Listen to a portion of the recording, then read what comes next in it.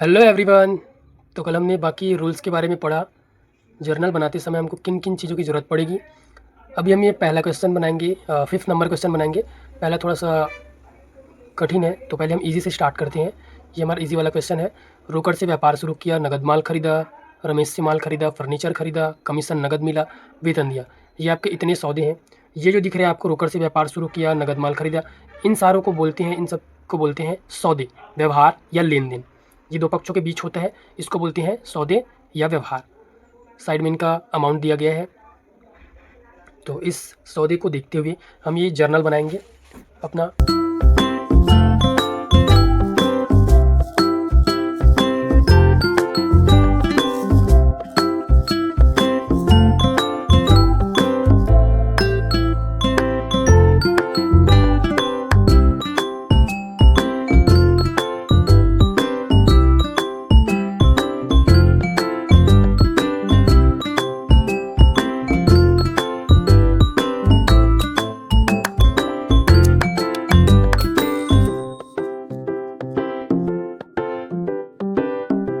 अगर हेडिंग में कुछ नाम दिया रहता है कि Messrs Ram brothers, Shyam brothers की पुस्तकों में जर्नल प्रविष्टि कीजिए, तो हमको यहाँ पे हेडिंग में नाम लिखना होता है। बट इस क्वेश्चन में नहीं दिया है, तो हम सिर्फ नकल बही लिखेंगे हेडिंग में। नकल बही। डेट दिया है, डेट को डालने का तरीका है 2016 जनवरी 1 दिया है क्वेश्चन में, तो 2016 को ऐसा लिखते हैं और जनवरी 1। उसके बाद ये 2016 को बार बार लिखने की जरूरत नहीं पड़ती। जनवरी 1 के बाद अगला जनवरी जो भी आएगा उसको लिखते जाएंगे। उसके बाद पहला नंबर सौदा है, रोकड़ से व्यापार शुरू किया। रोकड़ से व्यापार जब भी कोई व्यापारी शुरू करता है, तो हमने दोहरा लेखा प्रणाली में समझा था कि प्रत्येक सौदे से दो खाते प्रभावित होते हैं। प्रत्येक सौदे, पहला नंबर आपका सौदा है, रोकड़ से व्यापार प्रारंभ किया। अब इससे हमको, ये हमारा सौदा है, जैसा हमने रूल्स में पढ़ा था, दोहरा लेखा प्रणाली डबल एंट्री सिस्टम का नियम है कि प्रत्येक सौदे से, ये एक सौदा है, प्रत्येक सौदे से दो खाते प्रभावित होते हैं। इस सौदे से हमको दो खाते पहचानने हैं, कौन कौन से वो खाते हैं। तो अगर कोई व्यापारी अपने व्यापार में पैसा लगाता है, तो मैंने बताया था आपको उसको लिखना होता है पूंजी खाता। यदि कोई व्यापारी अपने व्यापार से पैसा निकालता है, तो उसको लिखते हैं आहरण खाता। तो यहाँ पे रोकड़ से व्यापार प्रारंभ कर रहे हैं, ये कोई इंसान है, कोई व्यापारी है, ये अपने व्यापार में पैसा लगाएगा। जितने भी बुक्स बनते हैं, जितनी भी बहियाँ बनती है, खाते पुस्तक, सब व्यापार के लिए बनता है। तो ये व्यापारी व्यापार में पैसा लगाएगा, रोकड़ से व्यापार प्रारंभ करेगा, तो रोकड़ व्यापार में आएगा। तो ये पहला खाता इसका होगा रोकड़ खाता। इसके व्यापार में आया रोकड़। अब व्यापार में रोकड़ तो आ गया, पहला खाता हमने पहचान लिया, रोकड़ खाता होगा। सेकंड खाता हमको पहचानना है, इस व्यापार को रोकड़ दे कौन रहा है, ये व्यापारी। व्यापारी देता है, व्यापारी जब लगाता है तो लिखता है उसको पूंजी खाता, और जब व्यापार से पैसा निकालता है तो उसको लिखते हैं आहरण खाता। अभी ये रोकड़ व्यापार में लगा रहा है, रोकड़ लगाकर प्रारंभ कर रहा है, तो उसको लिखते हैं पूंजी खाता। हमने दो खाते पहचान लिए, दो खाते निकाल लिए। अब इन खातों को देखना है कि ये खातों की सूची में, मैंने एक सूची दिखाया था आपको, उस सूची में किसके अंतर्गत आते हैं। तो रोकड़ खाता जो है वास्तविक खाता के अंतर्गत आता है, और वास्तविक का नियम है व्यापार में आने वाली वस्तु विकलन और व्यापार से जाने वाली वस्तु समाकलन। जब व्यापारी व्यापार में पैसा लगाएगा तो व्यापार में पैसा आता है, पैसा आएगा तो ये पैसा विकलन होगा, रोकड़ खाता विकलन होगा। पूंजी खाता, पूंजी खाता जो है व्यक्तिगत खाता के अंतर्गत आता है, व्यक्तिगत खाता सूची में व्यक्तिगत खाते के अंतर्गत आता है। अगर पाने वाला होता है तो विकलन होता है, देने वाला होता है तो समाकलन। अभी ये व्यापारी देने वाला है, और देने वाला क्या होता है, समाकलन। जब भी ये व्यापारी व्यापार में पैसा लगाएगा तो व्यापार को पैसा देगा, देने वाला व्यक्ति है। और देने वाला व्यक्ति जब व्यापारी होता है तो अपने नाम से कभी भी लेखा नहीं करता, अपने नाम से कभी भी कोई शब्द नहीं लिखता। जब व्यापार में पूंजी लगाता है, पैसा लगाता है, तो पूंजी खाता लिखता है, और जब व्यापार से पैसा निकालता तो आहरण खाता लिखता है। अभी लगा रहा है, देने वाला है व्यापारी, देने वाला व्यक्ति होता है समाकलन। तो ये होगा आपका समाकलन। प्रत्येक सौदे से दो खाते प्रभावित होते हैं, दोनों खातों का लेखा किया जाता है। दोनों खातों का लेखा करने के कारण ही इसे दोहरा लेखा प्रणाली कहते हैं। पहला हमने बना लिया, अब इसकी एंट्री कैसे होती है ये देखते हैं। एंट्री करने का भी थोड़ा सा तरीका अलग होता है। रोकड़ खाता विकलन। जो खाता विकलन होता है उस खाते को इस वाली लाइन से चिपकाकर यहाँ से स्टार्ट करते हैं और ये विकलन को लास्ट वाले खाता पृष्ठ वाले कॉलम में चिपकाकर इधर लिखते हैं कि बीच में गैप रहता है। रोकड़ खाता विकलन हुआ। और जो समाकलन होने वाला है उसको लिखते हैं पूंजी खाता से। इसको समाकलन नहीं लिखते, से लिखते हैं। नीचे नरेशन देते हैं, विवरण देते हैं। आपने नकल बही में लिखा है विवरण सहित लिखा जाता है, तो यहाँ पे एक विवरण देंगे। रोकड़ से व्यापार प्रारंभ किया, हो गया। अब रोकड़ खाता आपका विकलन हुआ है। जितना राशि रोकड़ का दिया है, जितना रुपये से व्यापार प्रारंभ हो रहा है उस राशि को आप लिखिए। ये विकलन हुआ है तो राशि विकलन वाले में लिखिए 1,00,000 रुपया। पूंजी खाता समाकलन हुआ है, समाकलन वाले में लिखिए राशि समाकलन वाला है सेम 1,00,000 रुपये। दोनों साइड ये बराबर आता है, हमेशा बराबर बराबर लिखना है। अब सेकंड वाला सौदा है आपका नगद माल खरीदा। नगद माल खरीदा। जब भी सौदा नगद होता है, जब हम माल खरीदते हैं या बेचते हैं, तो उस टाइम अभी हम माल खरीदेंगे तो हमारे पास माल आएगा और नगद है तो रोकड़ जाएगा। माल आएगा और जब माल खरीदते हैं तो मैंने बताया था खरीदने को लिखते हैं क्रय खाता। क्रय खाता। और नगद खरीद रहे हैं, हम माल खरीदेंगे और तुरंत पैसा देंगे, तो दूसरा खाता होगा आपका रोकड़ खाता। हमने माल खरीदा और पैसा दिया। माल खरीदते हैं तो खरीदने को लिखते हैं क्रय खाता, और दूसरा खाता जब आप खरीदोगे तो आपके पास से पैसा जाएगा, सामने वाला आपको माल देगा और पैसा जाएगा, तो दूसरा खाता होगा आपका रोकड़ खाता। अब इसको खातों की सूची के हिसाब से समझते हैं। क्रय खाता जो है वास्तविक खाता के अंतर्गत आता है, और वास्तविक खाते का नियम है व्यापार में अगर वस्तु आती है तो विकलन होती है, व्यापार से जाने वाली वस्तु समाकलन होती है। आप माल खरीदोगे तो आपके व्यापार में माल आएगा, आने वाली वस्तु विकलन होती है, और जब माल आता है, जब हम माल खरीदते हैं तो उसको लिखते हैं क्रय खाता। तो ये होगा आपका विकलन, आपके व्यापार में माल आया। रोकड़ खाता भी वास्तविक खाते के अंतर्गत मूर्त संपत्ति के खाते में आते हैं, तो रोकड़ खाता आपके व्यापार से रोकड़ जाएगा, जाने वाली वस्तु होती समाकलन। माल आया और रोकड़ गया, तो ये होगा आपका समाकलन। डेट डालेंगे जनवरी 15 दिया है, फिर वैसा ही लिखेंगे, इधर चिपका के क्रय खाता विकलन, विकलन को यहाँ पे चिपका के लिखते हैं। उसके बाद नगद है तो रोकड़ खाता से नगद माल खरीदा। ये नरेशन देंगे नीचे में विवरण। उसके बाद ये विवरण वाला कॉलम ऐसा बंद करते, सिर्फ विवरण वाला कॉलम यहाँ से हमने ऐसा बंद किया। इससे हमको पता चलता है कि हमने एक प्रविष्टि कर लिया है। अमाउंट फिर डालेंगे 30,000 रुपया। क्रय खाता विकलन हुआ है, विकलन राशि वाले में डालेंगे 30,000 रुपया, समाकलन वाले में लिखेंगे 30,000 रुपया। दोनों साइड सेम सेम लिखना होता है। उसके बाद है रमेश से माल खरीदा। अब फिर हम माल खरीद रहे हैं और रमेश से खरीद रहे हैं। इधर हम नगद माल खरीदे थे, अभी रमेश से खरीद रहे हैं। रमेश से माल खरीदा, इसमें से आपको दो खाते पहचानने हैं। ये हमारा पहला क्वेश्चन है, तो पहला क्वेश्चन को हम एकदम इजीली समझ रहे हैं। ये चीज़ आपको एग्जाम में नहीं करनी होती, अपनी फेयर कॉपी में नहीं बनाना होता। आपको ये समझाने के लिए मैं बता रहा हूँ। ये आपका सौदा है, प्रत्येक सौदे से दो खाते प्रभावित होते हैं। इस सौदे से हमको पहचानना है कि दो खाते कौन कौन से हैं। मैंने आपको लास्ट में नोट बताया था, 3 नोट, जब मैं नियम पिछली वीडियो में नियम बता रहा था। तो जब किसी सौदे में व्यक्ति का नाम हो और नगद शब्द का उल्लेख कहीं पर भी ना हो, कहीं पर नहीं दिख रहा नगद शब्द और व्यक्ति का नाम है, तो ऐसे सौदे को उधार सौदा माना जाता है। और उधार सौदे में जब भी हम माल उधार खरीदते हैं या उधार बेचते हैं, तो ऐसे में हमने यहाँ पे नगद खरीदा था तो रोकड़ को ध्यान दिए थे। जब उधार खरीदते हैं या उधार बेचते हैं तो रोकड़ की जगह उस व्यक्ति का नाम, उस व्यक्ति के नाम को ध्यान देते हैं जो पाने वाला है या देने वाला है। हम रमेश से माल खरीदेंगे, पाने वाला देने वाले में हमेशा आप सामने वाले इंसान को देखोगे। सामने वाला इंसान अगर आपका माल पाता है तो उसको विकलन करेंगे, सामने वाला इंसान आपको माल देता है तो उसको समाकलन करेंगे।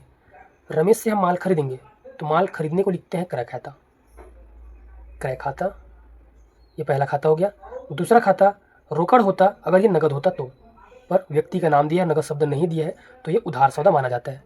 अब उधार सौदे में व्यक्ति के नाम को ध्यान देते हैं। हमने माल खरीदा रमेश से, हमारे पास माल आया, पर किससे आया, कहाँ से आया, रमेश के पास से, तो हमको माल किसने दिया, रमेश ने। देने वाला व्यक्ति कौन है, रमेश। और किसी भी व्यक्ति के नाम के आगे खाता शब्द का प्रयोग नहीं होता, ये भी मैंने नोट्स में बताया था। तो क्रय खाता और रमेश, ये 2 खाते हो गए। अब हमको देखना है विकलन कौन होगा, समाकलन कौन होगा, ये पहचानना है।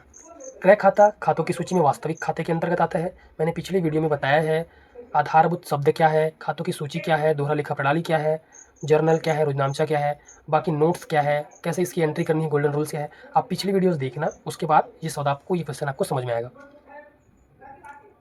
क्रय खाता वास्तविक खाते के अंतर्गत आता है और उसका नियम है व्यापार में आने वाली वस्तु विकलन, व्यापार से जाने वाली वस्तु समाकलन। हम माल खरीदेंगे, मीन्स व्यापारी माल खरीदेगा तो व्यापार में माल आएगा, आने वाली वस्तु होती है विकलन, जिसको लिखते हैं हम क्रय खाता। उसके बाद रमेश, रमेश एक व्यक्तिगत खाता है, कोई व्यक्ति का नाम है, और व्यक्तिगत के लिए पाने वाला विकलन होता है, देने वाला समाकलन। रमेश से कोई व्यापारी माल खरीदेगा तो उस व्यापारी को रमेश माल देगा कि पाएगा, रमेश से माल खरीदेगा तो रमेश देने वाला होगा, माल देगा। ये सामने वाले व्यक्ति को देखना है वो पाने वाला है कि देने वाला, ये माल देने वाला है तो ये होगा आपका समाकलन। अब इसकी एंट्री करते हैं जर्नल में। जनवरी 16 का सौदा है, क्रय खाता विकलन, क्रय को इधर चिपका के और विकलन को इस साइड चिपका के लिखते हैं, और समाकलन लिखने वाले को यहाँ से बीच से स्टार्ट करते हैं, रमेश से। यहाँ पे रमेश खाता से नहीं लिखेंगे, कोई व्यक्ति के नाम के आगे खाता शब्द नहीं लिखते।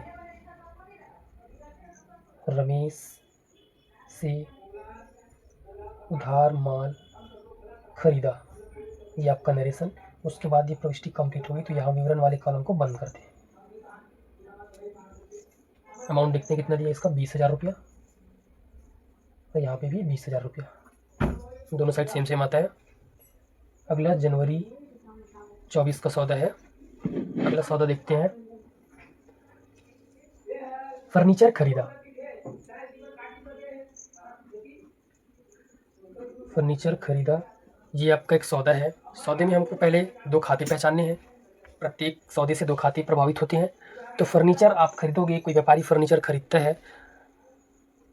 जब कोई क्वेश्चन बनाते हैं तो अपने आप को हम व्यापारी की जगह पर रखते हैं, मतलब फर्नीचर खरीदा तो कौन खरीदा, हम खरीदे, हम एक व्यापारी है, ऐसा मान के हम क्वेश्चन बनाएंगे तो हमको ईजिली समझ में आता है। तो फर्नीचर खरीदेंगे हम, तो हमारे पास पहला खाता आएगा फर्नीचर खाता, फर्नीचर खाता। और दूसरा खाता जो होगा, हम फर्नीचर खरीदेंगे तो सामने वाले को पैसा देंगे, हमारे पास से पैसा जाएगा, जिसको लिखते हैं हम रोकड़ खाता। हमने 2 खाते पहचान लिए। अब 2 खाते पहचानने, अब ये 2 खाते पहचानने के बाद हमको देखना है कौन से खातों के अंतर्गत आते हैं। खातों की सूची में वास्तविक के अंतर्गत दोनों आते हैं। तो फर्नीचर खरीदेंगे तो व्यापार में फर्नीचर आएगा, आने वाली वस्तु होती है विकलन। फर्नीचर खरीदेंगे तो हमारे पास से पैसा जाएगा, जाने वाली वस्तु होती है समाकलन। तो ऐसा होगा फर्नीचर खाता विकलन, फर्नीचर खाता विकलन। समाकलन वाले को यहाँ पे ऐसा गैप छोड़ के लिखते हैं इधर, रोकड़ खाता से फर्नीचर खरीदा, ये विकलन वाला कॉलम बंद करते हैं। फर्नीचर हमने 10,000 का खरीदा, 10,000 यहाँ लिखेंगे, विकलन वाले में 10,000 यहाँ लिखेंगे। उसके बाद है कमीशन नगद मिला, 5वां नंबर, कमीशन नगद मिला। फिर आपको 2 खाते पहचानने हैं, कौन कौन से 2 खाते हैं। कमीशन नगद मिला, मिला मीन्स आपके पास पैसा आएगा, कमीशन आपको मिलेगा तो कमीशन के रूप में पैसा आएगा। तो पहला खाता होगा आपके पास रोकड़ आएगा, रोकड़ खाता होगा। दूसरा खाता आपका होगा कमीशन खाता, कमीशन सबसे लास्ट वाले कॉलम में आता है खातों की सूची में, कमीशन खाता। पहला खाता आपका हुआ रोकड़ खाता, दूसरा आपका हुआ कमीशन खाता। अब ये देखना है रोकड़ खाता खातों की सूची में किसके अंतर्गत आता है, खातों की सूची में कमीशन खाता किसके अंतर्गत आता है। ये आपका आता है वास्तविक खाते के अंतर्गत। कमीशन नगद मिला, आपको मिलेगा मतलब आपके पास व्यापार में आएगा, व्यापार में आने वाली वस्तु क्या होती है, विकलन। तो कमीशन के रूप में आपके पास रोकड़ आएगा तो रोकड़ खाता विकलन होगा। और कमीशन खाता जो है नाम मात्र खाते की सूची में आता है, और नाम मात्र खाते का नियम है खर्च और हानि होता है तो विकलन होता है, आय और लाभ होता है तो समाकलन होता है। कमीशन आपको नगद मिलेगा, मिलेगा तो आपको लाभ होगा, अगर आप किसी को देते तो वो खर्च होता। आपको मिल रहा है तो एक तरीके का आपका आय होगा या लाभ होगा, आय और लाभ का खाता समाकलन होता है। तो ये कमीशन खाता समाकलन होगा। इसकी एंट्री हम ऐसे करेंगे, जनवरी 26 रोकड़ खाता विकलन कमीशन खाता से कमीशन नगद मिला, ये हो गया आपका प्रविष्टि। इसको अब बंद करेंगे। कमीशन हमको मिला 2000 रुपया और ये 2000 रुपया। एक लास्ट सौदा बचा है जनवरी 31 का। जनवरी 31 का सौदा वेतन दिया, 6वां नंबर वेतन दिया। यहाँ पे आपको कमीशन नगद मिला था, यहाँ पे वेतन आप दे रहे हो, दोगे तो आपके पास से रोकड़ जाएगा। पहला खाता आपका होगा वेतन खाता, जैसे यहाँ पे आपको कमीशन मिला था वैसा आप वेतन दे रहे हो। दूसरा खाता वेतन दोगे तो आपके पास से रोकड़ जाएगा, दूसरा खाता होगा रोकड़ खाता। आप वेतन के रूप में रोकड़ देते हो, पैसा देते हो। वेतन खाता आता है नाम मात्र खाते के अंतर्गत, और नाम मात्र खाते का नियम है खर्च और हानि विकलन। आप वेतन दोगे तो आपके लिए खर्च होगा, तो वेतन को विकलन करेंगे। और जब आप वेतन दोगे तो आपके पास से रोकड़ जाएगा। व्यापार से जाने वाली वस्तु होगी रोकड़, तो जाने वाली वस्तु होती है समाकलन, रोकड़ खाता समाकलन होगा।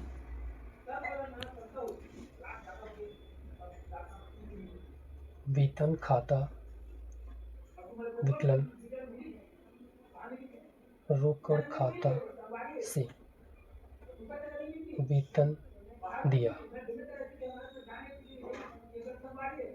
जी आपका वेतन क्या है, 1000 रुपया। 1000 रुपया यहाँ से ऐसे बंद करते हैं। राशि वाले कॉलम को पूरा टोटल करेंगे।